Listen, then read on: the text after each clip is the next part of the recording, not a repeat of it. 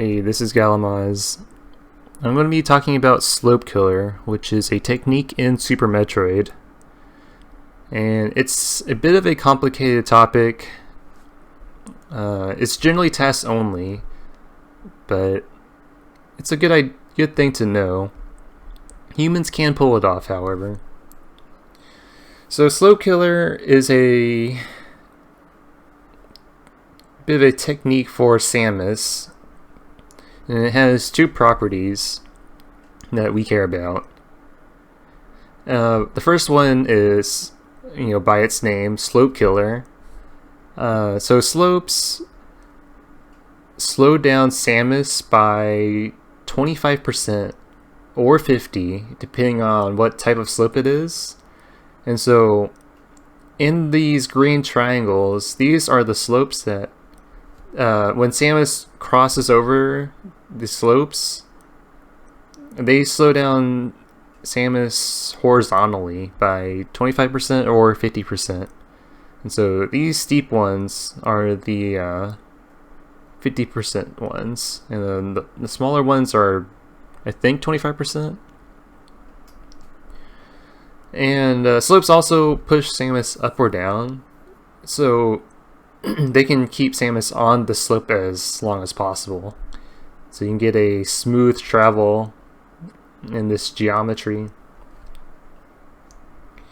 And so Slopekiller allows Samus to run over these slopes without the speed penalty. So normally you would run at 25% over these slopes, but with Slopekiller you can run over these with no penalty.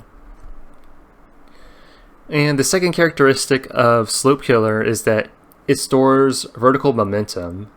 So one of the more useful things is, say if you were doing a moonfall and you could store the vertical momentum and do another moonfall later, and you would combine both, or you would maintain your moonfall speed throughout the entire chain of Slopekillers.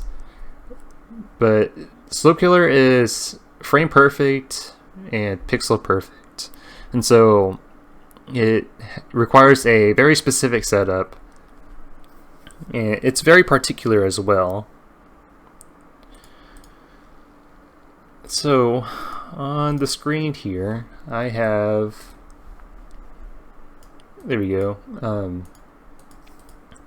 on the screen here I have an emulator and RAM Watch. And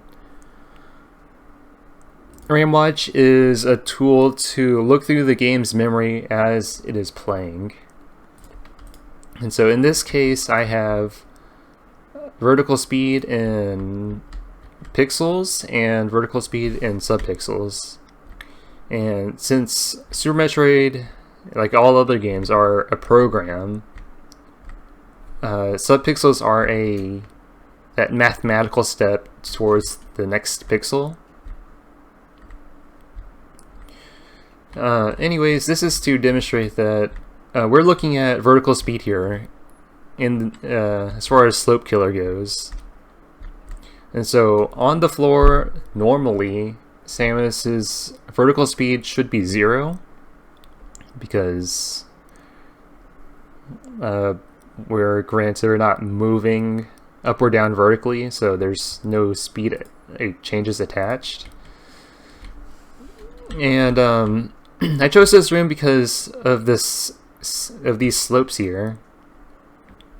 As you can see, when we pass over the big slopes, or the most steeper ones, Samus's speed is greatly reduced.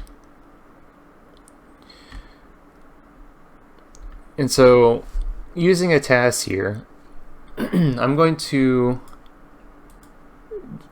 go through Slopekiller. And one of these setups is used for the 80% and 100% tasks.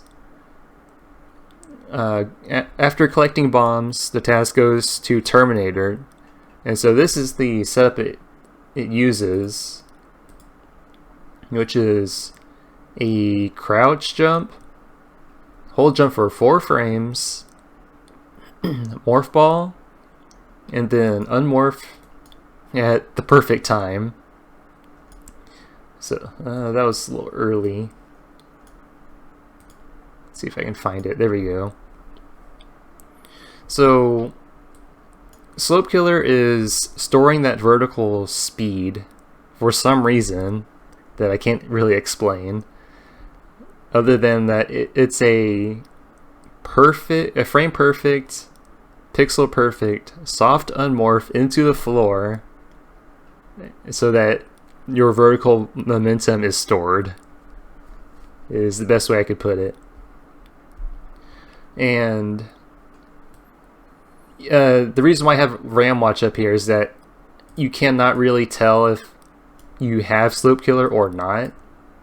So if you're too early or too late, you'll likely not know. But this is Slopekiller, and so you can walk around here with Slopekiller, but if you do some interaction that changes Samus's vertical speed, it will get rid of Slopekiller. So if I jump, it starts writing stuff to the vertical speed to allow Samus to jump, and so when we come back down, or when we leave the Slopekiller and we initiate the jump, Slopekiller is effectively gone at that point.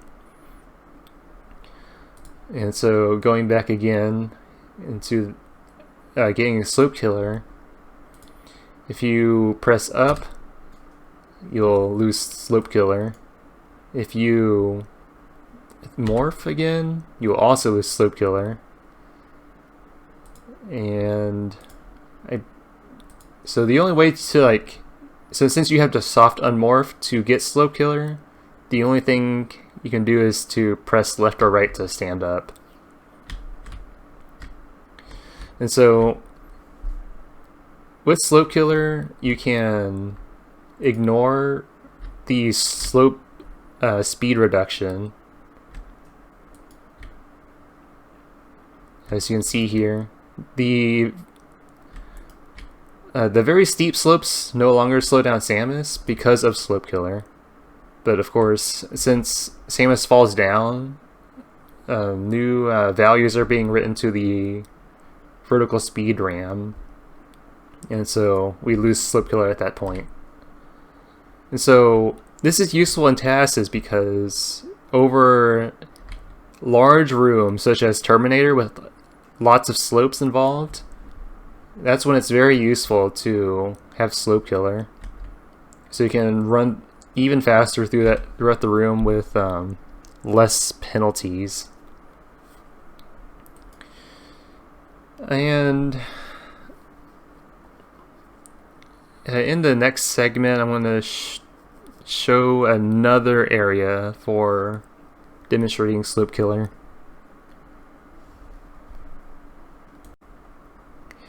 Alright, this is the Bat Cave, which is, I think, one of the better rooms to showcase Slopekiller. And so, going up here, this is a really good spot to try Slopekiller. It requires high jump boots because high jump boots puts you in the perfect position so that there's an opportunity to unmorph and achieve Slopekiller. So using the TAS, I'm going to shoot out this block. And so I use a full jump and go into morph ball upwards.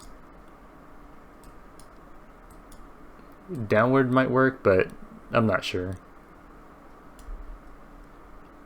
So I'm going to do a full jump, and we're going to land on this platform and do a frame perfect unmorph.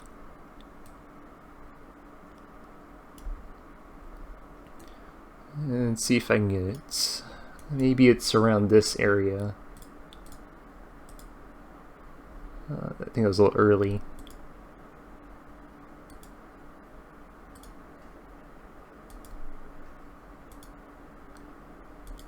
Or no, maybe it was too late. Okay, there we go. So that's Slopekiller, maintaining or storing the vertical speed while being on the floor like this. And so we have the option to go to Speed Booster and ignoring the speed penalties of the slopes coming up. But in my testing, it only saves like 14 frames.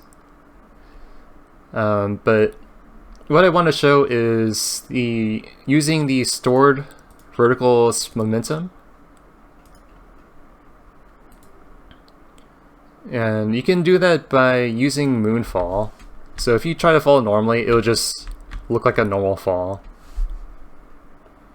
But you can utilize that fall speed with Moonfall, but it's a little tricky because you're falling at a very high speed.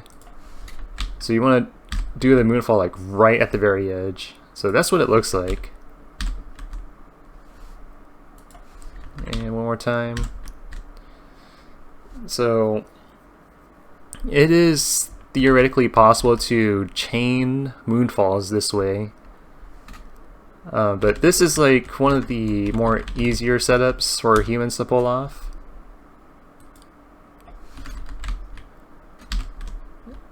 But yeah, that's about all there is to Slopekiller that I know of. I might do a future video if I learn more about Slopekiller, but we'll have to see. But yeah, that's about it.